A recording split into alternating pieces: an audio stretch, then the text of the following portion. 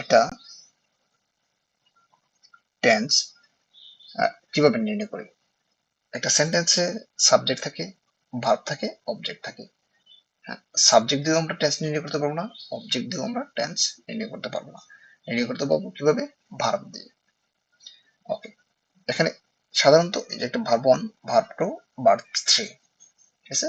Present, past, past participle. প্রেজেন্টকে আমরা V1 বলি, পাস্ট বলে V2 এবং একে বলি V3, পাস্ট পার্টিসিপলকে। এখন খুব সহজেই আমরা প্রত্যেকটা সেন্টেন্সে কমন হলো কি সাবজেক্ট এবং অবজেক্ট। তো ভার্ব হলো কি ডিফারেন্ট হয়, ভার্বের বেস করে আমরা টেন্স নির্ণয় করি। এখন প্রেজেন্ট ইনডিফিনিট টেন্সের স্ট্রাকচার, মানে আমরা সকল ইনডিফিনিট টেন্স গুলোকে একসঙ্গে যদি পড়ি, প্রেজেন্ট ইনডিফিনিট টেন্সের ক্ষেত্রে হবে V1, যদি সাবজেক্টের পরে V1 থাকে তাহলে প্রেজেন্ট ইনডিফিনিট, সাবজেক্টের পরে V2 থাকলে পাস্ট ইনডিফিনিট, আর সাবজেক্টের পরে যদি শ্যাল উইল V1 থাকে তাহলে কি হবে? Future indefinite tense. তার মানে কি আমাদের সাবজেক্ট অবজেক্ট এগুলা কমন, এগুলা মাথায় রাখা দরকার নেই। রাদার দেন আমাদের চিন্তা করতে হবে V1 থাকলে একটা সেন্টেন্সে সেটা কি হবে? Present indefinite. V2 থাকলেই পাস্ট ইনডিফিনিট, আর শ্যাল উইল ভার্বের বেস ফর্ম থাকলে প্রেজেন্ট ইনডিফিনিট টেন্স।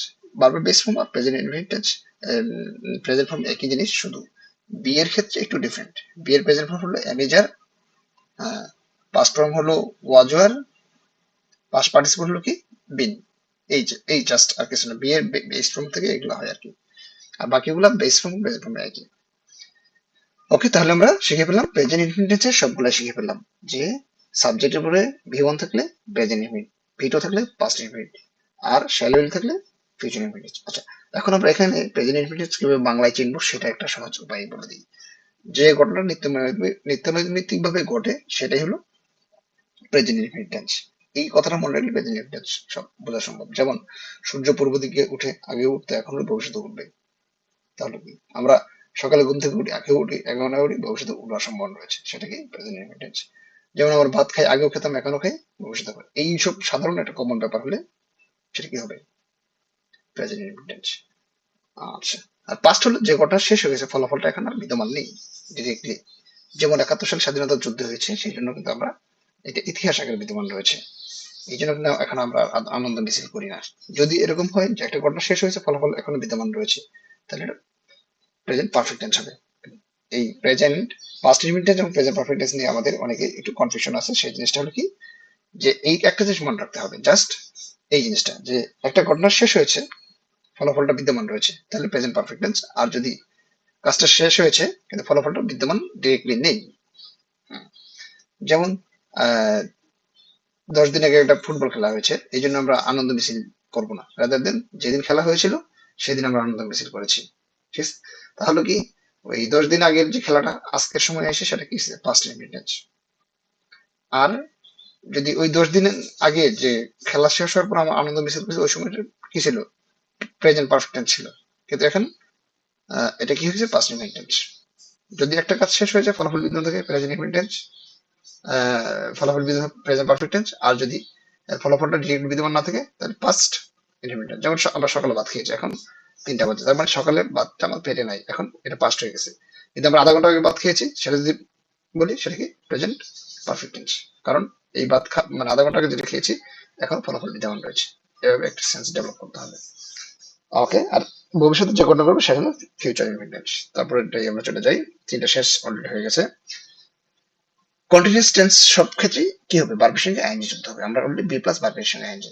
বি হলো কি? Base form. এই এম ইজারের সঙ্গে যদি ভার্বের সঙ্গে আইএনজি হয় তাহলে প্রেজেন্ট কন্টিনিউয়াস, ওয়াজ এর সঙ্গে ভার্বের সঙ্গে থাকলে past continuous, shall be will B এর সঙ্গে ভার্বের সঙ্গে আইএনজি থাকলে ফিউচার কন্টিনিউয়াস টেন্স হবে, ঠিক আছে? কন্টিনিউয়াস মানে একটা ঘটনা বর্তমান চলমান আছে, কখন শুরু হয়েছে কখন শেষ হবে এটা নিয়ে কোনো টাইম বাইন্ডিং দেওয়া নেই। তাহলে এটা বর্তমানে ঘটলে এরকম ঘটনা, তাহলে প্রেজেন্ট কন্টিনিউয়াস। পাস্টে যদি এরকম ঘটনা ঘটে যে কোন টাইম বাইন্ডিং ছিল না, কখন শুরু হয়েছে কখন শেষ হবে, অতীতে একটা ঘটনা চলমান ছিল, তাহলে পাস্ট কন্টিনিউয়াস টেন্স। আর ভবিষ্যতে যখন কোনো টাইম বাইন্ডিং থাকবে না, এটার কাজ শেষ হয়ে যাবে, শুরু হবে এবং চলতে থাকবে, কখন শেষ হবে কখন শুরু হয়েছে এটা নিয়ে সেন্টেন্সে বলা থাকবে না, তাহলে কি হবে? সেটা ফিউচার কন্টিনিউয়াস টেন্স।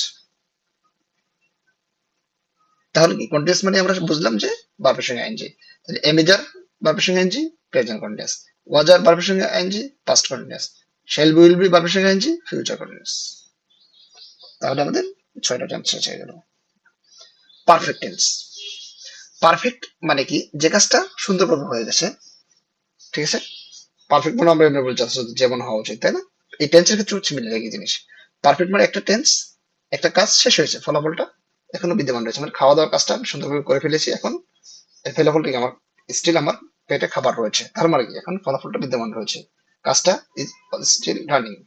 হ্যাঁ, তাহলে কি হবে, এটা পারফেক্ট টেন্স। পারফেক্ট টেন্স এই ঘটনা যদি প্রেজেন্টে ঘটে থাকে তাহলে প্রেজেন্ট পারফেক্ট টেন্স। অতীতকালে যদি এরকম ঘটনা থাকে যে একটা কাজ শেষ করেছো, তারপরে অন্য একটা কাজ যেটা অপেক্ষা করতেছো, তাহলে সেটা হবে পাস্ট পারফেক্ট টেন্স।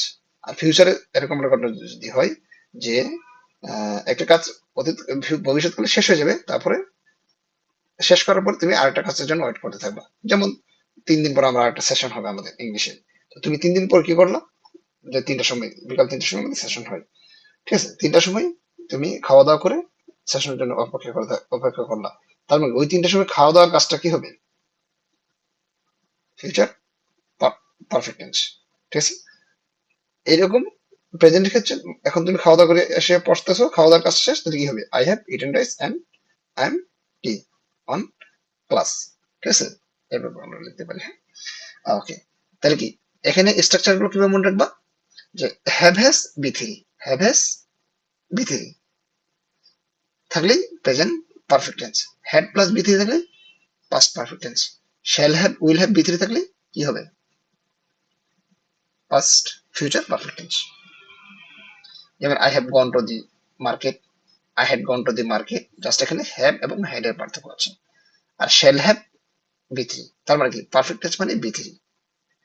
ওকে, আমরা চলে যাই এখন পারফেক্ট কন্টিনিউয়াস টেন্সে। একসঙ্গে আমরা সবগুলো পড়ে ফেলতেছি কিন্তু, হ্যাঁ।